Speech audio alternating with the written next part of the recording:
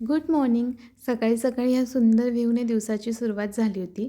मागे गेले काही दिवस माझा हेअरफॉल खूप जास्त वाढलेला होता, म्हणून मम्मीने मला एक हेअर ऑइल बनवून दिलं, जे मी महिनाभर कंटिन्यू वापरलं आहे आणि त्याचा मला खूप छान रिझल्टसुद्धा आला आहे.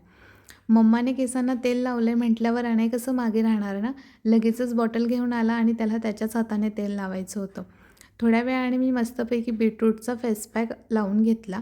मग फ्रेश झाली. मला आणि अनयला नाश्तासुद्धा बनवला. आम्ही दोघांनी नाश्ता केला. मी अनयसाठी एक पार्सल मागवलं होतं, जे होतं मदर्स पर्सचं ब्रश आणि पेस्ट, जे की खूपच छान होतं.